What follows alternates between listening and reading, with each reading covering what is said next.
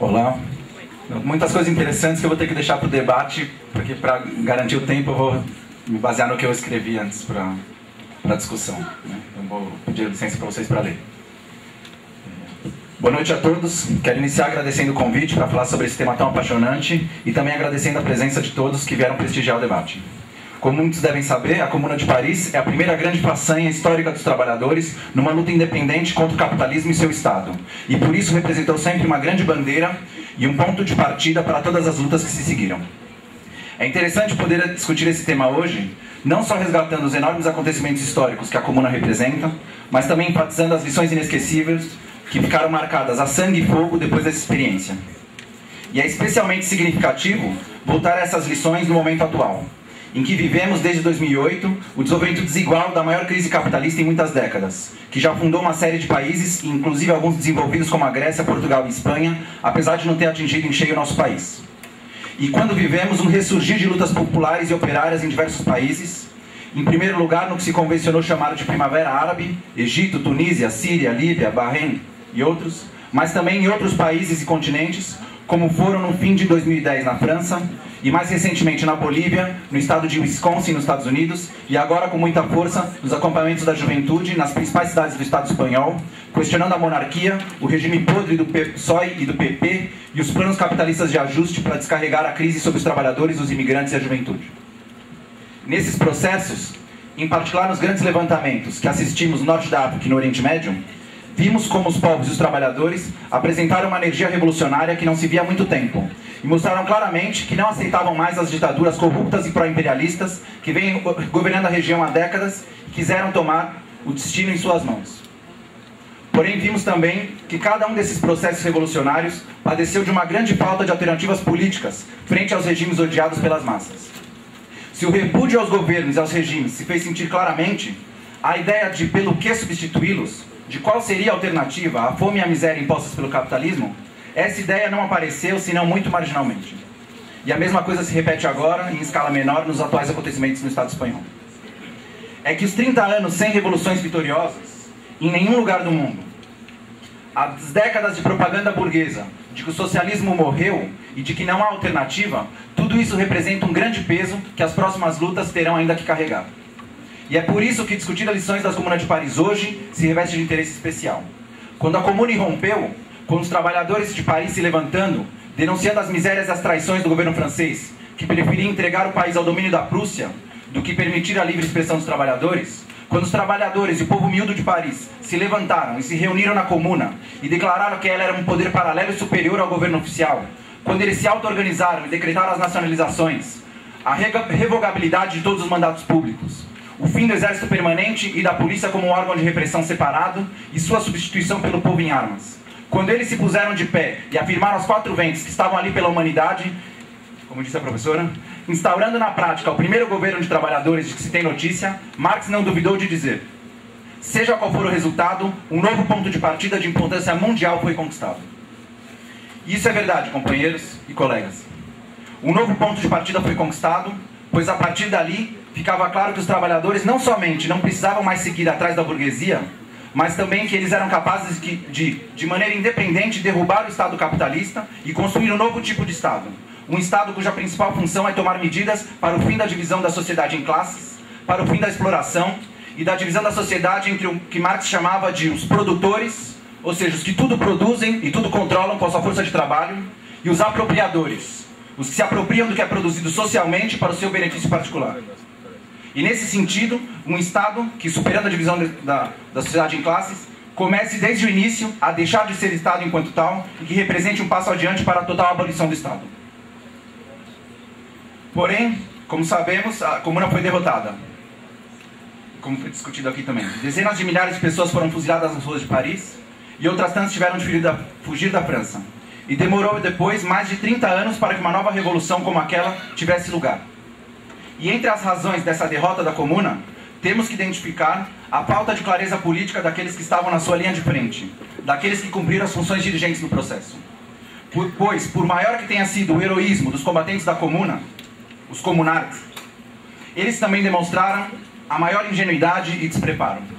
Imaginem, companheiros, que, vendo as forças reacionárias evacuarem Paris e se reagruparem na cidade vizinha de Versalhes, que era a velha sede da monarquia francesa,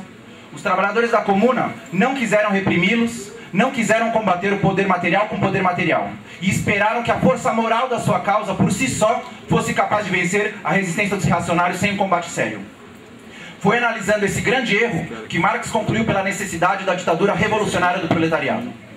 É por isso que hoje, ao mesmo tempo que reconhecemos esses graves erros e tiramos as lições necessárias, não podemos dizer que isso diminui em nada o heroísmo e valor exemplar daqueles combatentes da Comuna, pois eles não tinham atrás deles uma experiência histórica que permitisse antever tais desdobramentos.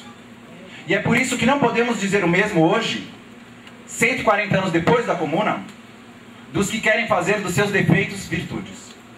Como se a luta revolucionária dos trabalhadores e dos povos pudesse ser mais bela quando é derrotada, pois assim se evitam as agruras de ter que lidar com o poder e com as contradições envolvidas no projeto de construir uma nova sociedade, tendo que partir da herança da sociedade atual com as suas misérias. Não podemos fazer isso. Não podemos tratar assim a história dos oprimidos, glorificar as derrotas, mitificar seus mártires, transformá-las numa lembrança bela, porém distante. Não há modo mais infame de tratar os processos revolucionários do passado, nem a maneira de deixar mais satisfeitos os atuais detentores do poder. Não, o que é preciso, pelo contrário, é transformar a experiência da Comuna e de todas as verdadeiras revoluções que eles seguiram numa enorme bandeira, ao mesmo tempo um símbolo de que os trabalhadores são capazes de tomar o céu por assalto, e ao mesmo tempo um primeiro marco das lições que devemos tirar para transformar aquelas derrotas nos primeiros passos do caminho tortuoso que nos conduzirá à vitória definitiva contra a exploração e a opressão.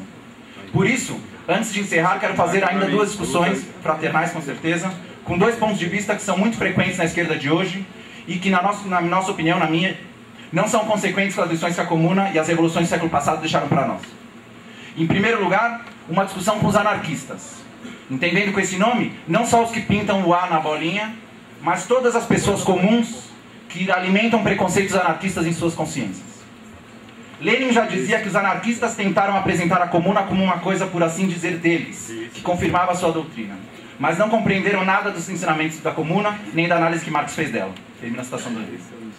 Já me refiro um pouco aqui a esse problema, mas basta lançar aos olhos as experiências mais reivindicadas pelos anarquistas para ver onde se encontra a raiz da questão. Precisamente a Comuna de Paris de 1871 e a Revolução Espanhola nos anos 30. Precisamente, dois processos em que, apesar da enorme energia revolucionária das massas, de sua decisão completa em romper com o velho regime e construir uma nova sociedade, apesar de tudo isso, pesaram mais as vacilações das direções, sua hesitação em tomar o poder e combater o poder da reação com medidas de ditadura revolucionária. Ou seja, ditadura contra os banqueiros, os latifundiários, os grandes proprietários capitalistas e contra seus agentes políticos militares. Duas frases são emblemáticas nesse sentido. A dos comunários parisienses, quando diziam que não iriam reprimir a reação de Versalhes, pois não iriam se igualar aos exploradores no uso da violência. E a frase dos anarquistas espanhóis, quando diziam que poderiam ter tomado o poder em Barcelona em 1937, mas não fizeram porque não queriam o poder. Sendo que mais tarde, grande parte desses mesmos anarquistas participaram do governo burguês de Frente Popular. Mas isso é outro papo. Desse ponto de vista, acreditamos que os ensinamentos da Comuna devem ser levados a sério e que todas as revoluções do século XX confirmaram-nos, seja positivamente, quando a revolução não repetiu os mesmos erros da Comuna, quando à cabeça do movimento esteve um partido operário revolucionário que encarnava a memória das lutas históricas e por isso a revolução avançou a novas etapas, como aconteceu na Rússia, ou seja, negativamente, quando a ausência daquele partido revolucionário e a repetição dos erros do passado conduziu a derrotas ainda mais sangrentas e dolorosas. Espanha. Por isso, condenamos não apenas os anarquistas que pretendem ser por princípio contra a tomada do poder, ou pelo menos contra a construção da ferramenta necessária para a tomada do poder, o Partido Revolucionário. Mas também condenamos aqueles projetos pós-marxistas que temos hoje em dia, de construir partidos, por definição, confusos e ecléticos, que misturam reformistas e revolucionários sem qualquer delimitação de classe e que por isso não podem aportar a clareza estratégica necessária para vencer. Como é o caso do NPA francês ou, o que é pior aqui, do PSOL brasileiro. A outra discussão que queremos fazer é com os companheiros que compreendem o quanto é falsa a tese anarquista, mas que de uma maneira diferente terminam desvalorizando outro aspecto crucial dos ensinamentos da Comuna. Estamos falando daqueles companheiros que, diante do fato de que no século XX nem todas as revoluções apresentaram tendências à auto-organização das massas? Nem todas as revoluções apresentaram tendências ao surgimento de conselhos operários e populares, regidos pela democracia direta revolucionária? Tendências à formação desses organismos de duplo poder, que nascem como um poder alternativo ao Estado capitalista e que se desenvolvem como um verdadeiro Estado paralelo dos explorados? Um Estado tipo comuna, como dizia Lenin? Diante do fato de que nem todas as revoluções apresentaram essa clara tendência soviética, os exemplos mais importantes de revoluções que não apresentaram essas tendências são a China de Mao Tse-tung e a Cuba de Fidel Castro. Alguns companheiros tiraram, frente a esses exemplos, a lição equivocada de que essa questão fundamental, vital, a questão dos soviets, dos conselhos ou do Estado tipo comuna, seria uma questão secundária ou meramente excepcional, que podia ocorrer ou não, e que os revolucionários não deveriam ter uma política consciente para que esses organismos se desenvolvessem nas revoluções. Um velho dirigente revolucionário argentino, Nahuel Moreno, no livro As Revoluções do Século XX, e o meu colega Valério, aqui nesse livro que ele anunciou, As Esquinas Perigosas da História, dizem, por exemplo, abertamente que os soviets são uma exceção e que a regra são revoluções sem soviets. Por quê? Porque frente ao peso que os aparatos stalinistas dos PCs adquiriram depois da Segunda Guerra, dirigindo burocraticamente uma revolução como na China, ou atraindo para sua órbita grupos inconsequentes que tomaram o poder em condições excepcionais, como o M26 de Fidel Castro, esses companheiros passaram a buscar uma política de pressão sobre esses aparatos que têm peso de direção sobre as massas, para que eles fossem obrigados a ir à esquerda. Foi o caso primeiro com os PCs stalinistas, depois com outros partidos reformistas como o PT no Brasil, e até hoje na estratégia de grande parte da esquerda brasileira de pressão sobre as direções sindicais burocráticas e reformistas, secundarizando a luta pela independência de classe dos trabalhadores e pela auto-organização dos trabalhadores do povo pobre. Nós, da LERC do Brasil, do PTS argentino, da Plataforma 4 do NPA na França e de todas as organizações que acompanham a FT, nossa organização internacional, achamos que isso é um grave erro, porque a verdadeira história das revoluções, desde a Comuna até nossos dias, mostra que as tendências soviéticas, as tendências à auto-organização em conselhos operários ou outros organismos que cumprem um papel de comuna, essas tendências se estenderam a todos os continentes nas mais diversas formas. Basta citar as próprias juntas operárias na Revolução Espanhola, os conselhos na Revolução Húngara de 56, os cordões industriais no Chile, o papel da COB na Bolívia em 52, ou da Assembleia Popular na década de 70, e o papel do Sindicato Solidarnosc e Solidariedade na Polônia. Porém, ao contrário dos soviets na Rússia, que levaram ao primeiro Estado operário da história, o primeiro caso de uma ditadura revolucionária do proletariado que conseguiu vencer a burguesia, todos esses outros exemplos foram derrotados.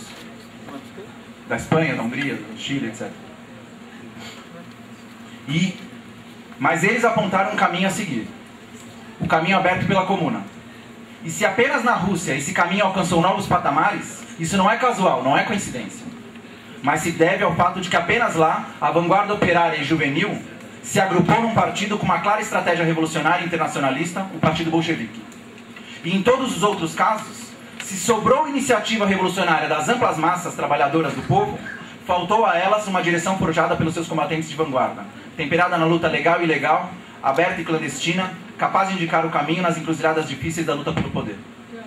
Já nos casos, esses sim excepcionais, em que o exército camponês de Mao cercou e tomou as cidades na China, ou em que os guerrilheiros da Serra Maestra puderam tomar o poder numa ilha, em Cuba, ou no leste europeu, onde foi o exército de Stalin que expropriou a burguesia para criar uma zona de proteção ao redor da União Soviética, em todos esses casos, o resultado das expropriações foram estados desde o início monstruosamente deformados. Não como na Rússia, que teve um florescimento da democracia soviética e que depois, por motivos históricos que eu não posso tratar aqui, mas a gente pode tomar no debate, esse processo refluiu. E por mais que esses tenham significado, esses processos da China e de Cuba e do leste europeu, tenham significado derrotas para o capitalismo, eles não abriram de fato novos caminhos para a luta revolucionária dos explorados, mas se transformaram em novos obstáculos ao fortalecer o stalinismo e enfraquecer a vanguarda internacionalista do proletariado. Por fim, quero deixar apenas indicado para o debate que hoje, quando depois de 30 anos sem revoluções, o povo trabalhador começa a se levantar em vários países, temos que ver que é preciso reconstruir uma verdadeira esquerda revolucionária internacionalista, superando as tendências e correntes que no pós-guerra se adaptaram aos distintos projetos do nacionalismo burguês, do guerrilheirismo pequeno burguês ou dos aparatos stalinistas, e que por isso não foram alternativas independentes quando as massas se levantaram novamente na década de 70, e que depois caíram no derrotismo e no ceticismo rotineiro durante os 30 anos de ofensiva burguesa que se seguiram e que estão se encerrando agora. É preciso superar esse período e reconstruir uma esquerda operária e socialista capaz de sintetizar a vasta experiência da luta de classes do proletariado mundial em programa, estratégia e táticas revolucionárias, para assim abrir o caminho novamente para que a bandeira da comuna tremule alto com os dizeres: a emancipação dos trabalhadores será obra dos próprios trabalhadores. Viva a comuna, viva o socialismo, viva a classe operária mundial.